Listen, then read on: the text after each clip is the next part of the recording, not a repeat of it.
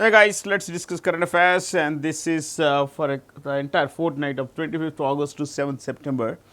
We'll begin discussion on with a question on the Paralympic. How which of these Indians had won the Paralympic gold medal, and he was the first archer to have won this. That's Harvinder Singh. Harvinder Singh. Before I give you some data, before I tell you the names of all the Indian gold medalists, I have them on the screen for you. I would like to tell you a bit about the Paralympic Games. See, the Paralympic Games, let me actually use some other color so that you are that much more comfort. Maybe, yeah, this yellow should do. Um, they were held in Paris. Paralympic Games. Usually, the Paralympic Games are held in the same city as the Olympic Games. So, 2024 Paris, and about 170 countries participated. 170 countries, and around 4463 athletes in 22 sports took part. 4463 athletes in about 22 sports took part, or rather you could say the 4463 athletes took part in 22 sports. Okay. Now, we would also need to know a little bit about the International Paralympic Committee.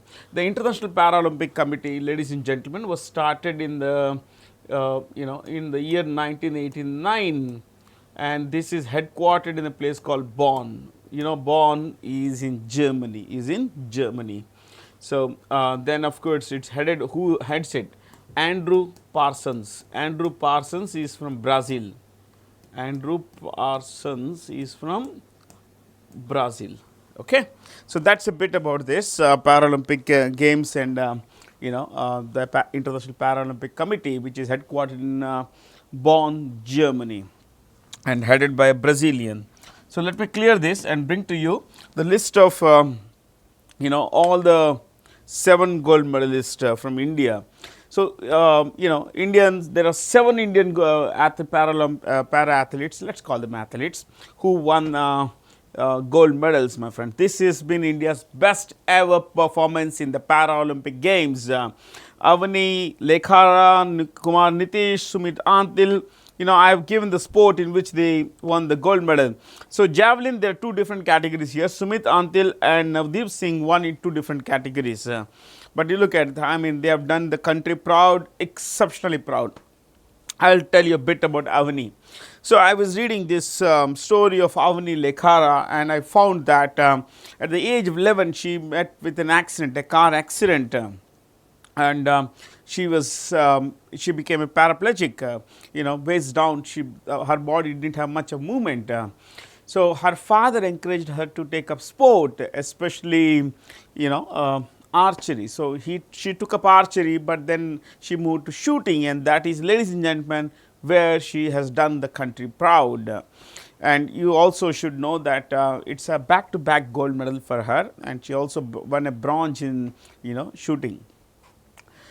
These are kind of inspiration stories we could get to, we could be, inspired by. These are kinds of stories that we should be inspired by, we could be inspired by, provided we are open to learning from the best of people around. Okay. Now, let me tell you a bit about who won what medals basically. Let me bring to you there is space here. At the top of the medals tally, number 1, usually when you rank countries or rank anything, you don't put dots after rank. Okay, you don't put a dot here, because when you put a dot, it becomes a serial number. So 1, 2, 3. So number 1 at the top of the medals tally was China. It won a lot of gold medals. If I'm not wrong, it won basically, China won 94 gold medals for a total of 220. I'll put the total here and the gold medals here. UK, United Kingdom, finished second. Reverse this. Not many in terms of total. Basically, I think it was 124 or 127. I'm not very sure of that, 124 or 127, but thereabout basically. Third was the United States. You would always find me putting dots between the U and S letters, after U and after S, but you won't find me putting dots here. There is a story, but some other time I will tell you the story behind this. The United States got 36 and 105. These I am very sure of. Okay. So, China topped the list of gold medals as well as the final total medals tally. Fair, guys. So, I think we will clear this entire thing and we will go to the next question, but we have covered this quite comprehensively. So, here is the second one. What is it about? India's para what? Who? Shuttler Rupina Francis won a bronze medal. India won 7 golds, 9 silver, 13 bronze. 13 bronze. No, I think for 14 bronze, I think. Yeah, 14 bronze basically. I am not, yeah, 14 bronze. Is it so? Yeah, basically 14 bronze. So, overall we done quite well, we done quite well here, but what we need to appreciate is that this particular event, this particular games edition, Paralympic Games edition has been our best ever, So, I love maps, as you know. Which country has unveiled a national cyber security basic plan to protect critical infrastructure, national infrastructure from hacking and counter disinformation, Now, disinformation is a fact of life. South Korea has come up with a basic, national cyber security plan. This is where South Korea is. I'll use a red here. Yeah, this is South Korea, and you know that South Korea is south of North Korea, isn't it? Yeah. Now, ladies and gentlemen, while this is South Korea, there is North Korea here, and South Korea's biggest enemies, there are 3 biggest enemies, and the biggest enemy it has is North Korea. Okay. Then we have China, so it does not go well with does not gel well with China and North Korea. Japan has had historic enmity with South Korea, but for entirely different reasons. Okay, I'll tell you the basic reasons here. Let me tell you. Okay, see, Japan is an island country. You can see this is Japan. It's a pretty large island country. In terms of island countries, it's about 3.77 lakh square kilometers, which is 10% bigger than the biggest state in India. Okay, it has over 6,000 islands, but the 4 biggest islands are Fukoku, Honshu, Shikoku, and Hokkaido. I mean, there are 4 islands like that. Kyushu is the top one, basically. Okay, don't worry about the islands. During the Second World War and even before that, Japan in the Russo-Japanese War defeated Russia. This is Russia, okay, in yellow here. So, 1905 there was a major war, 1905, I am not using the pen here. So, Russia was defeated by Imperial Russia, there was a monarchy there. It was defeated by Japan. Japan also was a monarchy, of course. But for another 5 years, the Japanese did not occupy much here. But in 1910, after 1910 till about the end of the Second World War, then in 1945, Japan had occupied large parts here, and consequently, my friends, what they did was they enslaved millions of Koreans, lakhs of Koreans, and they raped women, killed children. Okay, and a lot of these Korean women were taken away by Japan. So, they also took away Chinese women, for that matter. Japan had occupied large parts of this region. This entire area was occupied by Japan, okay, including South Korea. So, wherever the Japanese went, especially Southeast Asia, Thailand, Vietnam, Indonesia, Burma, they took these Chinese and South Korean women, the Korean women, as sex slaves. These women are called comfort women. In history, they are called comfort women, and they were taken away, for the sexual needs of the Japanese soldiers in places they were fighting away from home. And Japan has not formally apologized. They have said sorry, but an apology is very important, but they haven't done that. And for that reason, the Koreans have never trusted the Japanese, so have the Chinese. In fact, the Chinese have also not trusted the Japanese. historical grievances are there, and today South Korea and Japan have a common enemy, North Korea. North Korea is backed by China. Okay. North Korea is one of the world's most advanced nuclear arsenal, as well as cyber warriors.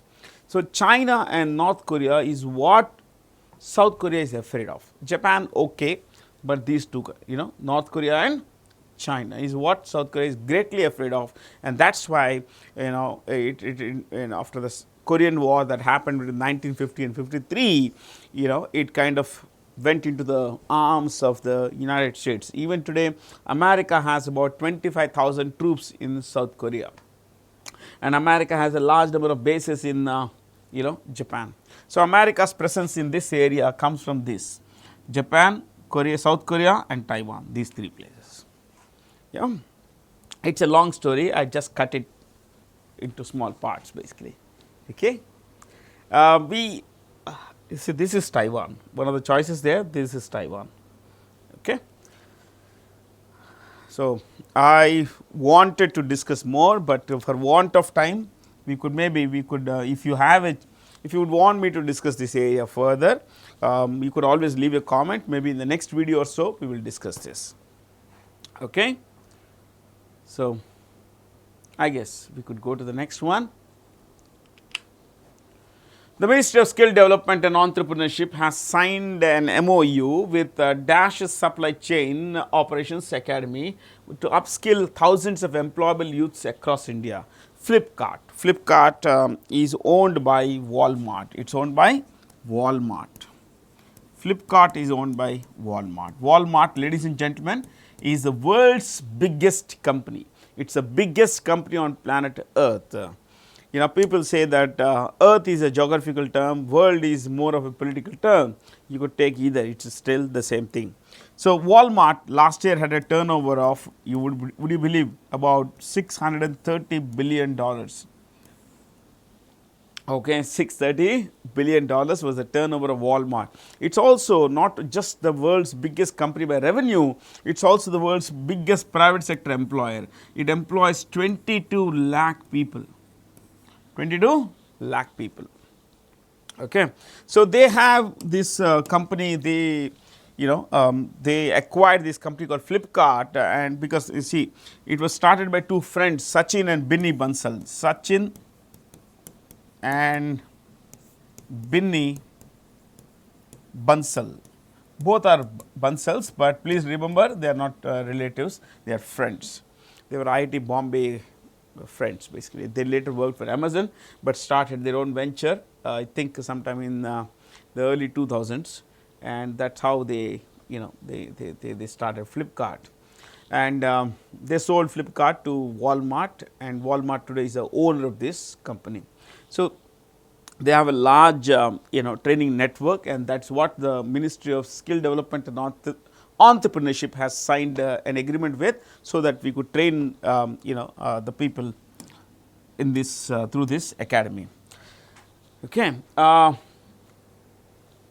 CEO of Flipkart is Kalyan Krishnamurthy. Kalyan Krishnamurthy. One more thing, who is the Minister of Skill Development and Entrepreneurship? Jayant Chaudhary. Okay, let me write in full. Jayant Chaudhary. Jayant Chaudhary. Okay. The spelling of Chaudhary is written differently in different parts of India, and this guy writes his spelling like that. Okay. Chaudhary. That is U, my friends. It's not V, but I put it as it looks like V. Fair? I guess from there. See, before we go to the next question, I would like to tell you something here, that in India, skilling is a major issue. It's actually, unfortunately, not many people are comfortable with, not many people are skilled. See, people are skilled in different things. Of course, a farmer is skilled in farming. But here, beyond farming, if you are looking at skills, our education system is also such that it does not train us, it does not equip us with the kinds of skills that would help us become industry ready. But while we may blame the education system, end of the day, we could be the people who are suffering. So, what we could be doing is to learn things that would help us become eligible, ready to get jobs.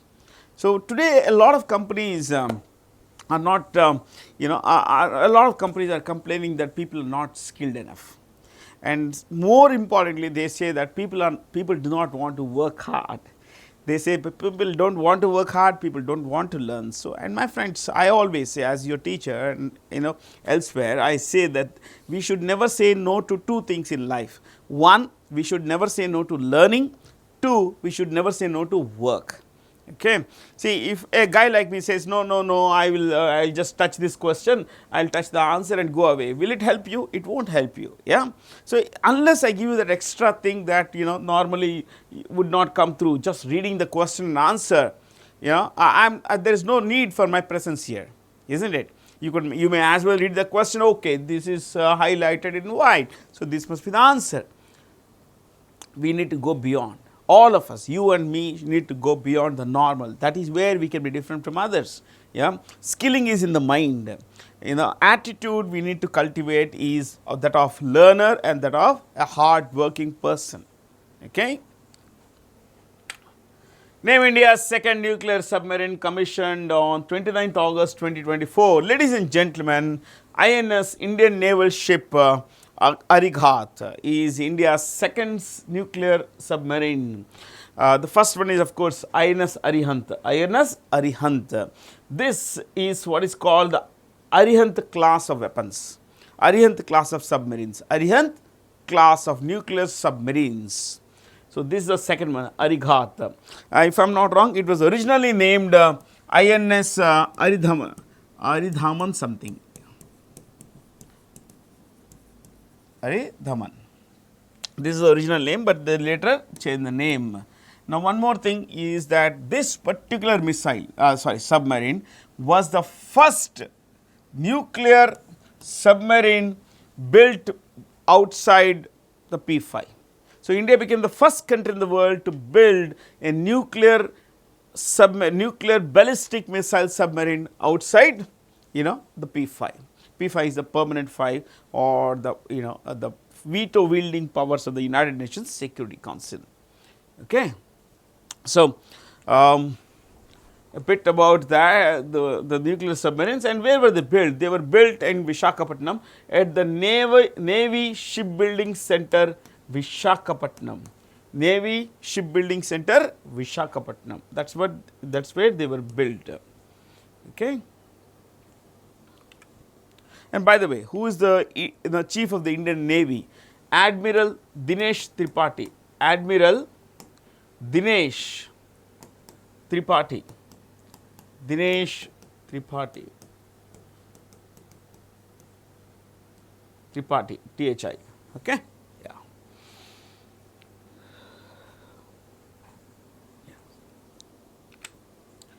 Pakistan has extended a formal invitation to Prime Minister Narendra Modi to attend the Shanghai Cooperation Organization's meeting scheduled for October this year.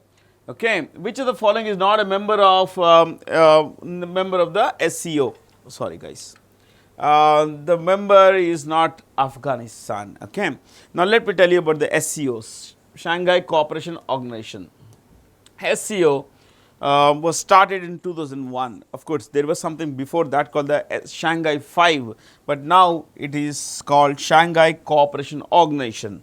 It was started in 2001, headquartered in Beijing, though it's named Shanghai, it's headquartered in Beijing, and its Secretary General is Zhang Ming. Zhang Ming of China. Fair. Now let me take you further on this. Okay. Now, it has 10 members, and you could write the names. I'll just read the names.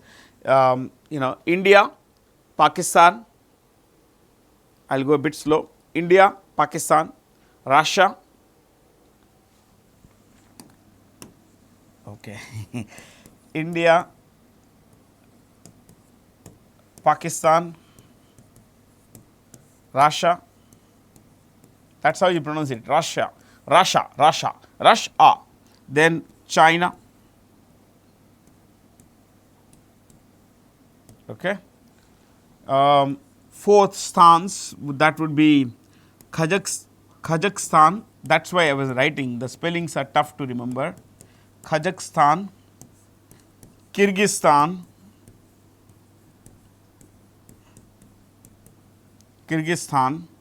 Uzbekistan,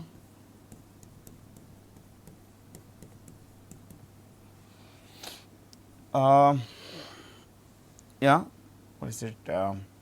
Tajikistan, and two new members, Belarus and Iran Okay. Then these are 10 members, then two are observers. Of these observers, one is Mongolia, then the other is Afghanistan.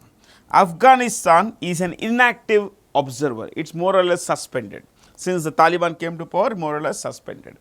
So, these are the 10 members and the observers are 2, Mongolia, but of course, the second being Afghanistan, while even it is suspended. Okay. So, that is a bit about SCO, my friends. It is the world's largest regional grouping by both population and area. Prime Minister Modi laid the foundation for the Vadhavan port in Maharashtra. Yeah, it is in Maharashtra, which will be one of the country's biggest deep water ports and will provide direct connectivity. Oh, I could have put a map. Maybe I can bring the map in the next class. Yeah, little more here in terms of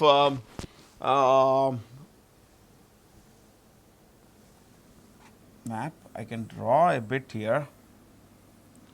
This is where you find Kandla. In this class, let us look at only the ports on the east coast. Okay, the east coast.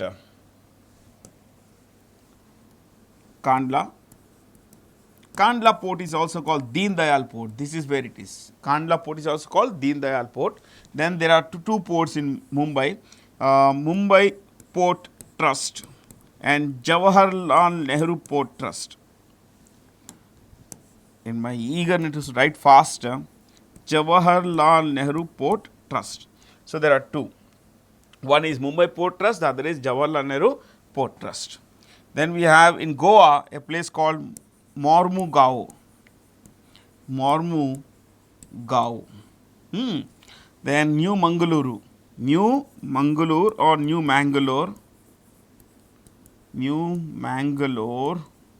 You could write Mangaluru also. Then one in Kochi. What is it? Kochi. In next class, I will bring this question back and I will bring in a map as well, as so that you could know where is Vadhavan in Maharashtra, plus the fact that you could name the ports on the west coast as well. Sorry, east coast. These are on the west coast. Fair? The 6 on the east coast, 6 on the west coast actually. So, that's about it. National Sports Day is celebrated on 29th August in India in honor of the birthday of the great hockey player Dhyan Chand. He is considered the greatest hockey player ever in the history of the game. That would include the world history. Okay, global history of hockey's greatest player is Dhyan Chand. He participated in 3 Olympic games, 1928, which 32 and 36. This was held in Berlin. This is where Adolf Hitler, it seems to have made him offer, you come over to Germany, join my country, I'll make you colonel in the German army. He said no. Of course, the great Dhyan Chand said no. Then this was held in Los Angeles, and this is where Amsterdam. Okay. So these are 3 Olympic tournaments, where Olympic games where he participated, and in all these 3 he won the gold medal. Fair. What is the national sport of India? India has no national sport. Though it is called National Sports Day, India's national sport, there is none. Since our childhood, we have been told that hockey is India's national game, India's national sport. India's, some say it's kabaddi, but actually there is nothing, none, in fact, no. Okay. India's national bird, we know. India's national vegetable, you know what's India's national vegetable? Pumpkin. Pumpkin, India's national vegetable. Okay. India's national microbe, you know what is India's national microbe? India's national microbe is Lactobacillus. Lactobacillus delbrueckii. Delbrueckii. How would you know this? This is what you would find in the kitchen. Mom would put something, some kind of thing, milk rather, some kind of curd or anything into milk to turn that into curds. So, to curdle the milk, this is put. This is the national microbe of India, Lactobacillus delbrueckii. Yes, it is recognized by the government of India. Please know that. Women and Child Development Minister Annapurna Devi launched the 7th edition of the Rashtriya Poshan Maha. Maha means month, that would focus on all of this. Anemia, a little over 50% of India's women are anemic. Okay? There is not enough hemoglobin, not enough iron content in the blood. And you know, a lot of things here. Look at this: Poshan Bhi, Padhai Bhi for kids, and especially nutrition for kids, school going kids. Ek Ped Maa Ke Naam, which is like afforestation, basically. You know, a lot of things have been, you know, bundled together so that, you know, we promote collective sustainable environment for our kids and, you know, women. Okay. So, I think the minister's name is already here, so there is not much for me to discuss here. Prime Minister Modi has released a commemorative postage stamp celebrating the 75 years of the Supreme Court of India. The Supreme Court of India was established in January 1950. So, this is the logo, this is the motto of the Supreme Court of India, which says Yato Dharmastato Jaya.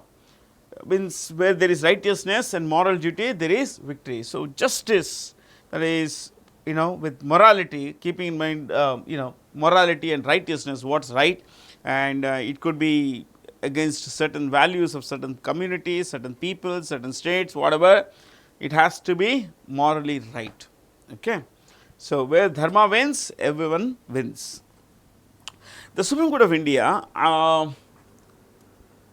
has 34 members, 33 judges plus 1 CGI, 33 judges plus 1 CGI, that is 34 members. So, what about the Exim Bank of India? Export Import Bank of India is headed by Harsha Bangari. Harsha Bangari, Bangari.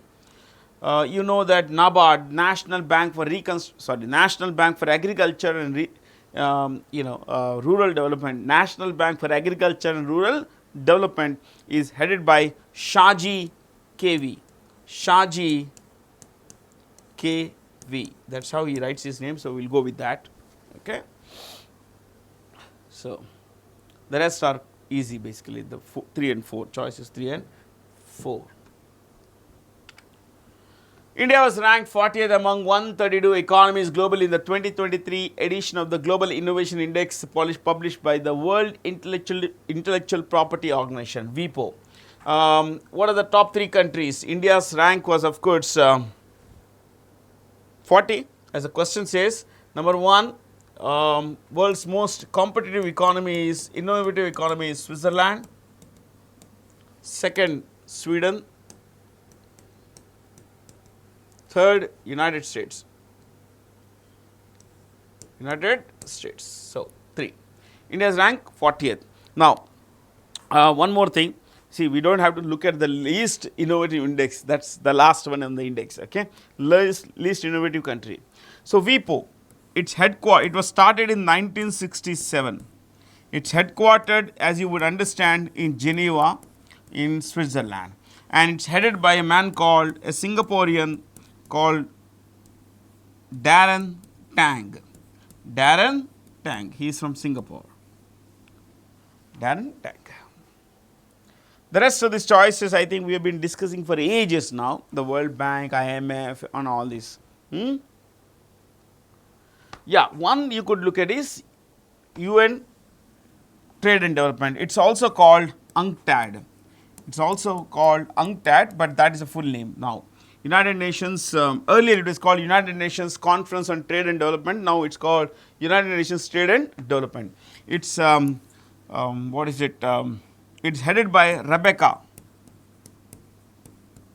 Greenspan. Greenspan. She is from this is Pan, P, okay. Greenspan. She is from Costa Rica in Central America. Costa Rica. There are first three choices are pretty, and we all of you would be conversant with the first three. According to the World Trade Research Initiative, India's report on India's trade in H1. H1 is the first 6 months of first half of 2024. This is a calendar year. Okay, would be like India had a trade surplus with 151 countries. India registered a trade deficit with 75 nations. See, India's largest trade surplus was with the US. D. India's largest trade deficit was recorded with China. See, I normally remember numbers, but today I wrote the numbers as far as the trade is concerned. Very confusing numbers. So what I am going to share with you are numbers. Basically, these are all yellow, na? So I can I'll use red here. Okay. So rank. Okay, 1, top 2. Okay, we can make it top 3. We can make it top 3 otherwise. 1, 2, 3. Country. We can look at exports, imports. Total trade is okay. Then you can look at something more. You could look at trade surplus plus or minus. That is surplus or deficit. Fair? Surplus or deficit. So let's look at the United States. India and US have had the highest trade. Okay, I am reading from this, ladies and gentlemen. I am not claiming that I can remember all these things. I think red is a bit, flashy. Fair? And 35 plus 35 for a total of no. I think this is the total. I am so sorry, guys.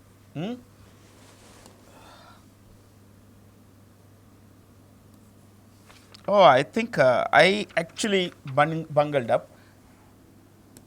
Okay, United States total trade, exports, imports, surplus or deficit. Okay, so United States total trade 119, 77 and 42 plus 35. See, you have a trade surplus. See, trade balance is the difference between the exports and imports. Trade balance is the difference between the exports and imports. When you have more exports than imports, you have a surplus, a trade surplus. See, in this case, we have our exports to US were more than our imports. So, we have a trade surplus. But when you have a scenario where we have our imports are more than our exports, we have a trade deficit. So, that would be China. Number 2, China. China 118. This is just, we exported goods worth just $66 billion, but we imported stuff worth, think about it. I mean, there is a lot of gap, na? 3. So, United Arab Emirates. So, from here 35, but we imported lot more. So, we have a trade deficit here. Okay. Now, you see this in the top 5, even if I add 4 and 5, though it is not here, you would find that our exports, to those countries are less than our imports from those countries. So, except for the US, we have ran a trade deficit with the top 5 countries. Okay. Now, the total exports of India, ladies and gentlemen, this is for financial year 23-24. Okay. It is not just in the 6 months. entire 12 months period last financial year. So, the total is this: 437 were our exports, 678 were our imports, total trade deficit was 241, all total of India, okay, total. All countries put together, our exports were $437 billion, of which these three, these are the for the top three basically. So, our imports were $678 billion, and of course, our total trade deficit is $241 billion, which is huge, my friends, which is huge, which is more than 1/3 of the, the import bill itself actually. Look at this. Our total trade was a little over $1 trillion, so $1,115 billion total trade, exports and plus imports.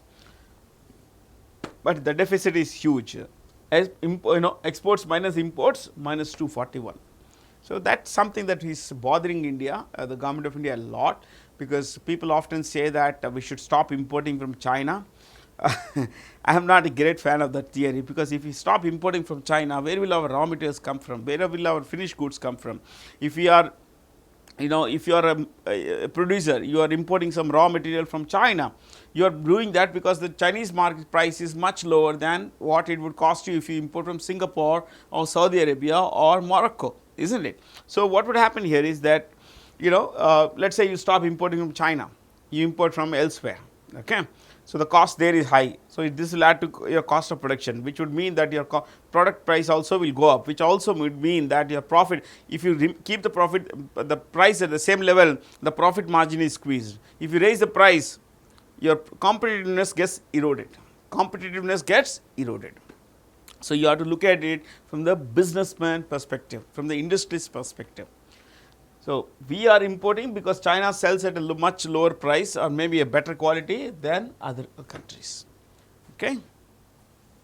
So I bungled up initially when I was writing all those numbers, but these are the numbers for the top three, and that's for the total foreign trade of India.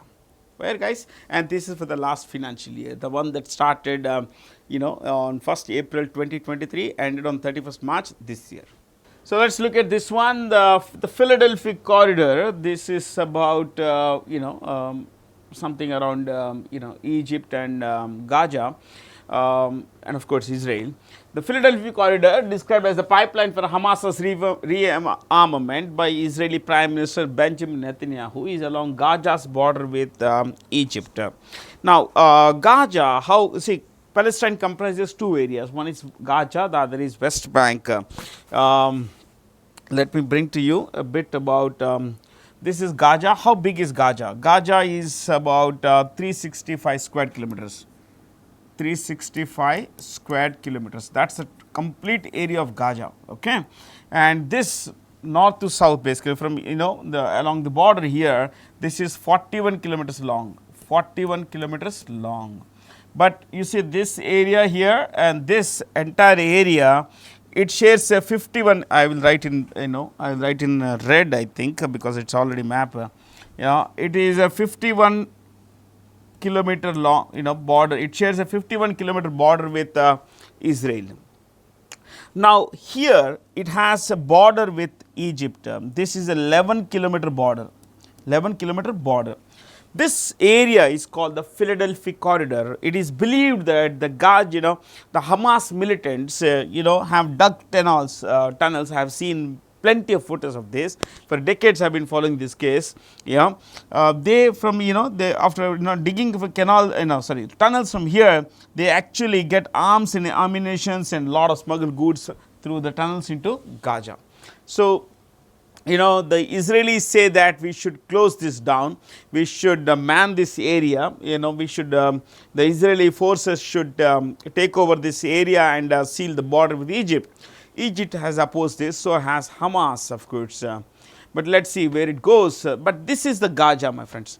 This is the Gaza. At its narrowest point, it's about 77, about 14 kilometers, and the widest is, I think, 21 kilometers. It's not much of a stretch there. Fair. So Egyptian, we'll stick to capitals today. Cairo, we have been discussing a lot of things. The president here is Abdel Fattah al-Sisi, but okay. Bashar al-Assad runs Syria. Lebanon, the capital is Beirut. Najib Mikati. King Abdullah II. Abdullah the, I was just talking about the capitals. Na? Jordan's capital is Amman.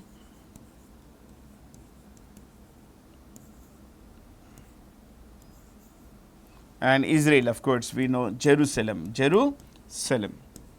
Though a lot of countries don't accept this as a capital. So, there are always disputes in international, what we say, in the international area. So, international arena, there are always disputes, real estate disputes they are called. Some people call them mere real estate disputes. These are religious, ideological, sectarian, resource based disputes and all that. Prime Minister Narendra Modi has embarked on a first ever bilateral visit to Brunei. Bi means two, lat means side, so two-sided. Okay, bilateral visit to Brunei, and the capital of Brunei is the Bandar Seri Begawan. That's the capital. This is the island of Brunei. The island of Borneo. This you can see here is the island of Borneo. What is it? Borneo. The southern part is Indonesia. You see similar color here. Indonesia comprises more than 16,000 islands. The northern part, you see this here, Malaysia, and they have similar color. This is Malaysia. Within the Malaysian portion, there is this area you see here, this line here. This is Brunei. This is Brunei. Brunei's capital is Bandar Seri Begawan. Area is a very small. It's a very small place. I think it is about 5765 square kilometers. And the population is pretty small, about 4.6 lakh people. Okay, and the GDP is, it's a very small country, but it's the ninth largest oil exporter, and that gives it a GDP of $14 billion.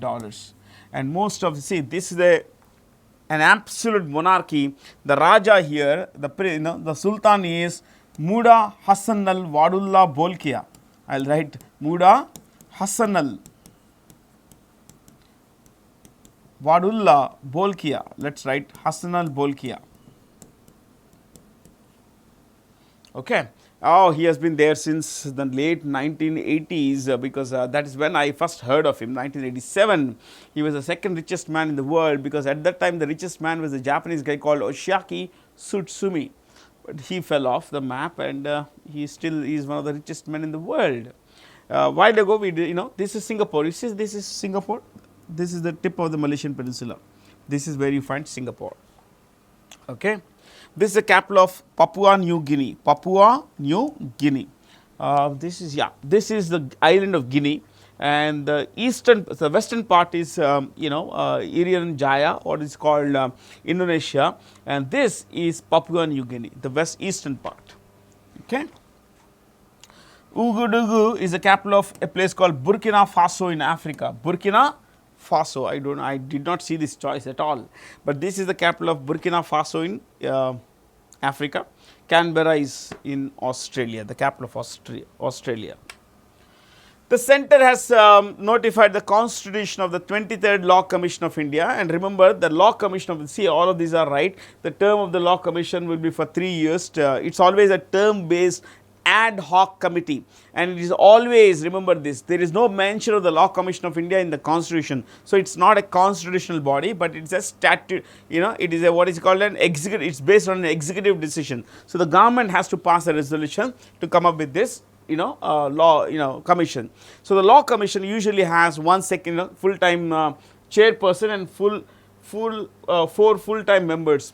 But as of today, no chairperson has been appointed. What's the major job of the Law Commission? The major job of the Law Commission is to advise, the Ministry of Law and Justice on reforms, on what could be brought in, what should be done away with in terms of laws and all that. Okay. The current Minister of Law and Justice is Arjun Ram Meghwal. What's the name? Arjun Ram Meghwal. Okay. So, as of now, this is basic stuff of course. It's a term based ad hoc temporary committee. For the ad hoc means for the set purpose only, to advise the Ministry of Law and Justice. The 2024 edition of the Indo-French naval bilateral exercise is named Varuna, and it was held in the Mediterranean Sea. That is the Mediterranean Sea. The Greeks here believe that this sea, and in those days the idea was that this was the world, okay? That this was in the center of the world. Medi is middle, terra is land, in the middle of the earth is Mediterranean Sea, okay? So, Africa on one side, Europe on the other side is where you find Mediterranean Sea, okay? Just one choice I will give you, Malabar. It is a multilateral exercise, so you between Australia, Japan, India and Britain, okay? Yeah, Britain and US of course. I love maps. You see, such a beautiful map it is, isn't it? The 2024 Durand Cup has been won by Northeast United. Durand Cup, my friends, is the oldest football club in Asia. This was started in 1888 and it is the oldest football tournament in Asia. And this year it was won by Northeast United. Remember, this is their first ever title. The runner-up was Mohan Bagan. Mohan Bagan. Okay, not much to discuss here. With which Arab nation did the Comptroller and Auditor General of India sign an MOU to strengthen public sector audit cooperation? See, the Comptroller and Auditor General of India is appointed, the office is listed in Article 148 of the Constitution of India. Article 148 of the Constitution of India. Now, the major job of the CAG's office is to audit the books, the accounts of all ministries, government ministries, government companies, that is public sector units and any government department. Sometimes it may audit the private sector, the books of private sector companies, but that is subjective basically. So, they audit, basically is an auditor, Government of India's highest auditor, and currently the CAG is Girish Chandra Murmu. Girish Chandra Murmu. Okay, yeah. Girish Chandra Murmu. United Arab Emirates, it's the capital is Abu Dhabi. What's the capital? Abu Dhabi, and it's headed by Zayed bin Sultan Zayed bin Sultan Al Nahyan. Al Nahyan is their dynasty name, surname.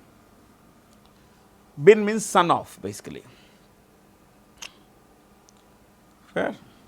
Today we will just skip to this particular, stick to one particular thing. Oman, the capital is Muscat and is run by this man called Haytham bin Tariq Al Sayyed. I will write, since I mentioned Haytham bin Tariq Al Sayyed. That's the name of this guy. Oman. Okay. Michel Barnier is the new Prime Minister of France. So, there is a lot of this, hangama going on in France because of its appointment. Netherlands has, like last week we looked at the name of this man, Dick Schoof. Dick Schoof is the Prime Minister of Netherlands. Belgium, Alexander De Croo. Alexander De Croo is the Prime Minister. Italy, we all know Giorgia Meloni, Meloni, Meloni. And Greece, Kyriakos Mitsotakis. I will spell the name, bit tough to remember. Kyriakos Mitsotakis.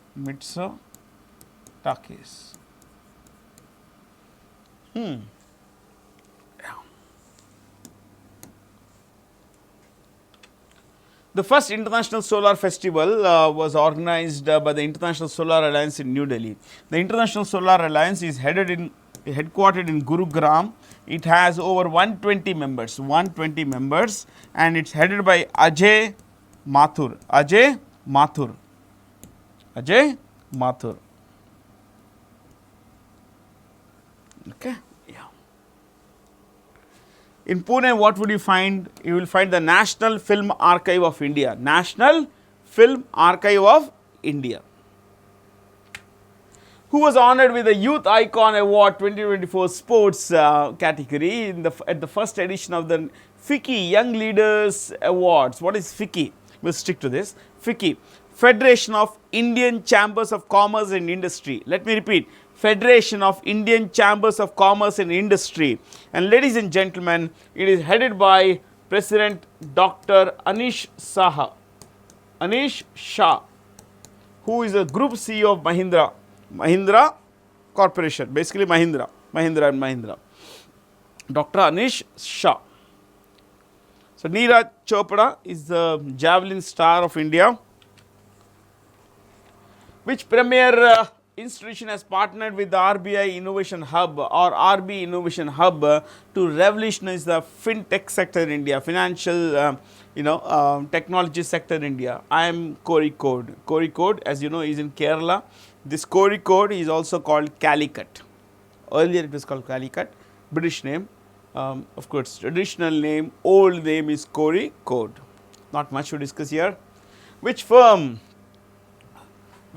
launched India's first Android-based cash recycling machine? This is also not much to discuss. At the Global FinTech Fest 2024, in collaboration with the National Payments Corporation of India, the NPCI. I will discuss only this. Is a subsidiary of, more or less, it's a joint venture of RBI and the Indian Banks Association. More than 50 banks hold stakes in the NPCI. It's headquartered in Mumbai, and it is the mother of UPI, Unified Payments Interface, and it's headed by Dilip Asbe. Yeah, I guess that should do, my friends. In which of the following areas did India and Singapore sign MOUs recently to strengthen further cooperation between the two nations? Well, all of them, health, skill development and all that stuff. This is Singapore. I showed you a map of Southeast Asia and all that stuff. We looked at Borneo a while ago. This is where you would find Malaysia's tip of the Malaysian peninsula. Fair? The thing about Singapore is that its total area is 735 square kilometers, of which 25% is reclamation or reclaimed land from the sea. All samudra, but they filled in the samudra and took the land from the sea. Okay, 25%.